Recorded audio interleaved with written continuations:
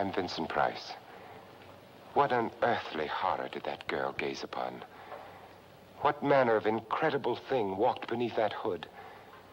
It would be unfair at this time to show you any more of what went on in that laboratory where a man actually dared to play God. Not since the beginning of time has man known such terror.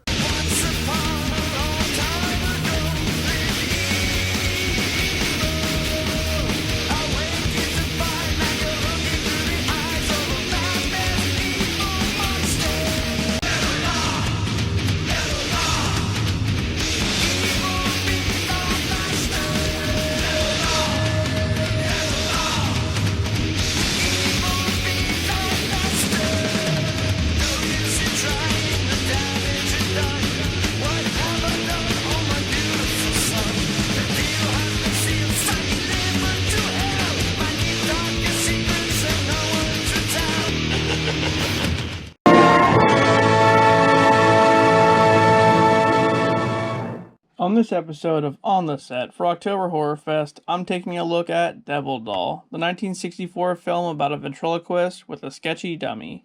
So let's get into it. The film starts off with a magician named the Great Vorelli, who's performing with his dummy Hugo in London. Already, there seems to be something weird as the two argue on stage. But, is it all part of the act? A reporter named Mark and his girlfriend Marianne are in attendance at another show, when Vorelli asks for a volunteer. Marianne goes up and Vorelli hypnotizes her, making her dance. Then he does an act with Hugo, who appears to just get up and start walking around on his own. Intrigued by this, Mark asks Marianne to invite Vorelli to perform at her aunt's charity ball. So, later on at the event, right in the middle of the act, Hugo picks up a knife and tries to stab Vorelli, with the magician barely able to stop him. Alright, so yeah, something's definitely up with this dummy. Later that night, Vorelli is staying at Marianne's aunt's mansion. And here, things get pretty messed up. So Vorelli uses magic to have his way with Marianne. But then, all of a sudden, Hugo walks in and starts talking. He says, "Help me," and also mentions something about 1948 Berlin. Okay, so, yeah, that's a bit creepy. After this, Marianne falls into a coma. Mark assumes that the coma was brought on by Vorelli hypnotizing her, so he starts to investigate Vorelli's past. He finds out that Vorelli was once a doctor, but he got disbarred for practicing strange magic. The investigation leads to Berlin, where Mark meets an old associate of Vorelli's named Mercedes. And here's where we learn about Hugo. So, Mercedes tells him that Hugo used to be an assistant of Vorelli's back in 1947. During an act, Hugo was hypnotized not to feel pain. However, during one performance, it went horribly wrong when Vorelli stabbed Hugo, and he fell into a coma. After 3 months, Vorelli transferred Hugo's soul into the dummy. Mercedes had told people the story since then, but no one believed her. Just then, Marianne wakes up out of her coma.